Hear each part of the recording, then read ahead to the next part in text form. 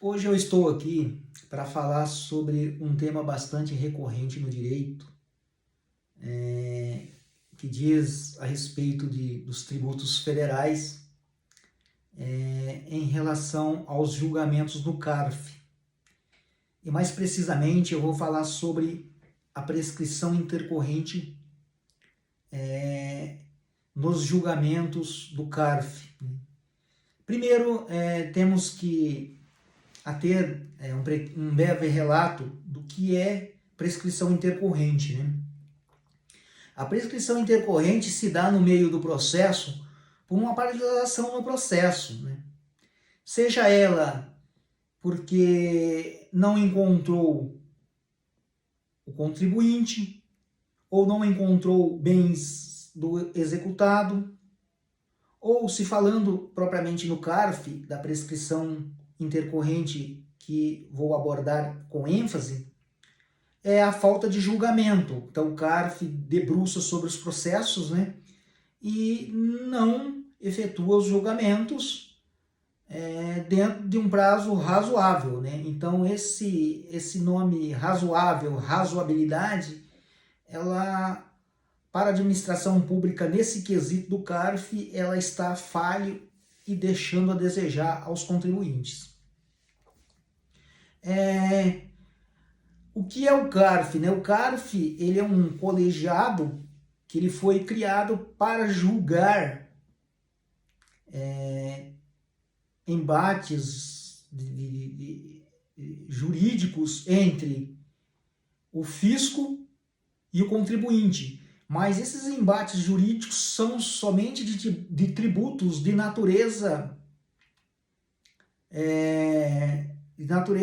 da União, são tributos federais. Então o CARF não julga ISS, o CARF não julga ICMS, então que são impostos do Estado e do município. Então ele só julga impostos federais.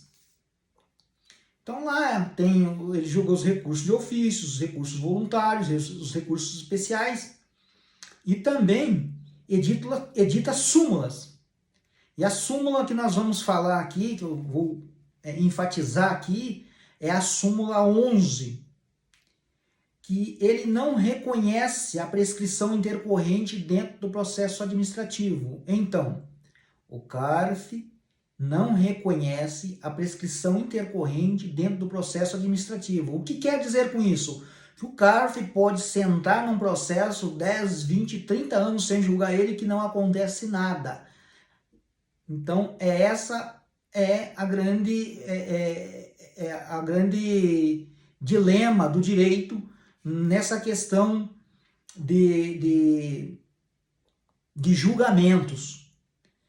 Então, mas quando o CARF edita essa súmula, é claro que toda súmula ela tem que ter um parâmetro de lei. E nós vamos abordar um pouco aqui a Lei 9.873, de 23 de novembro de 1999.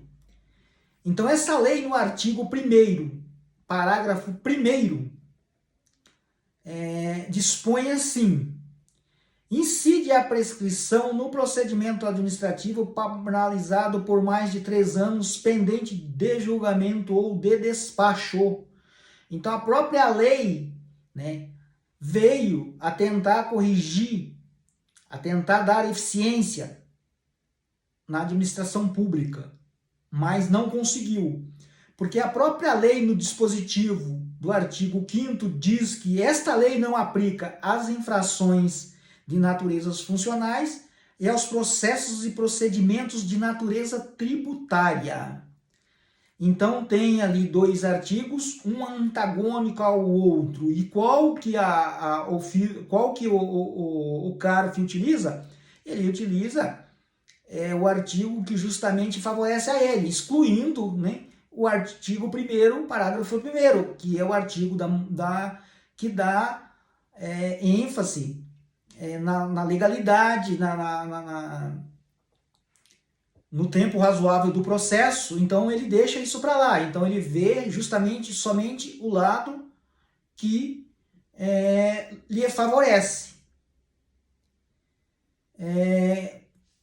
Diante disso, fazendo um corte no lapso temporal, em 2004 foi lançada a emenda constitucional, e a emenda constitucional número 45. E o que a emenda constitucional 45 tentou dar ênfase nesse quesito aí, que não conseguiu? Ele diz que todo o processo judicial e administrativo são assegurados a duração do processo e os meios que garantem a celeridade e a sua tramitação.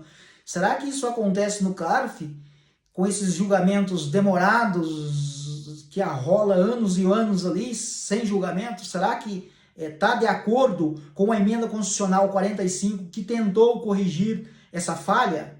Não está, né, gente? Então, o CARF não reconhece a prescrição intercorrente em processo administrativo. Essas demandas vieram para o judiciário, e o judiciário também, os tribunais, passaram a também não reconhecer a prescrição intercorrente. Os tribunais federais, quanto o STF e STJ. E o nosso aqui federal é a 4ª região. Então, eles não reconhecem a prescrição intercorrente no processo administrativo.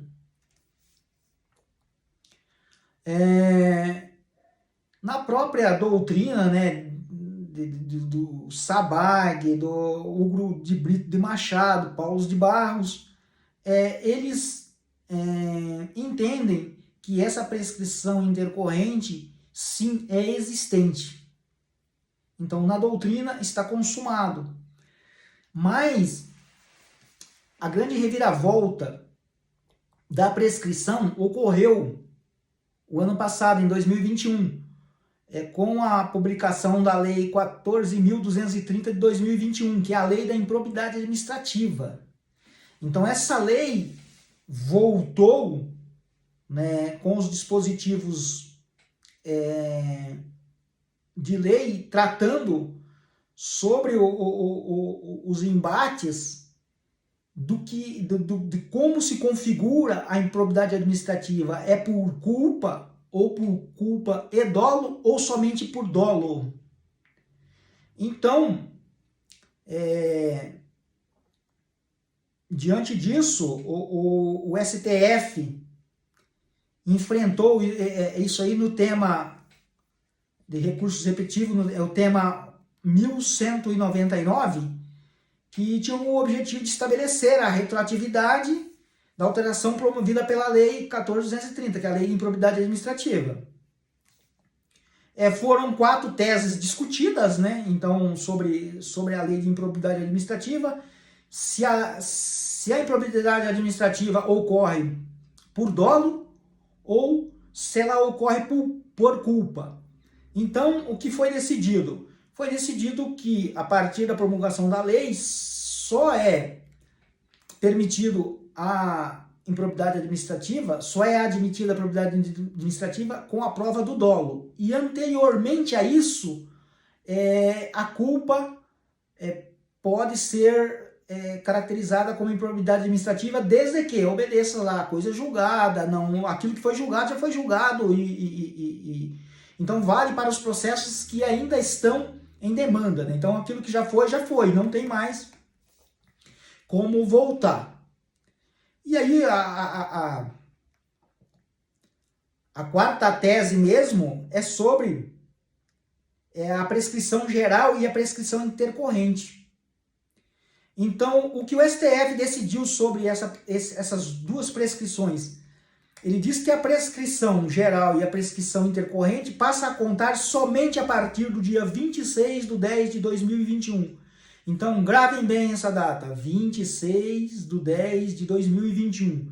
Ou seja, para que nós possamos alegar a prescrição intercorrente no CARF, ele tem que passar 3 anos a partir dessa data, 26/10/2021. Então, 22, 23, 24. Então, a partir de 2024, né, a partir de 26/10/2024, é que nós possamos a ter decisões no sentido do reconhecimento da prescrição intercorrente dentro do CARF pelo Poder Judiciário. Então, essa é o grande mérito ou demérito, não sei, eu para mim muito mais deméritos do que mérito, mas é assim que se procede. Então, até lá, né, até essa data, né, que 26/10/2021, não se pode alegar prescrição intercorrente no processo administrativo junto ao CARF. Depois disso, passa a valer a prescrição intercorrente. Esse é o meu recado. Estou aqui para debates, para conclusões, para análise, e vamos aguardar os próximos julgamentos, em que sentido vai ser tomado essas decisões pelo Poder Judiciário.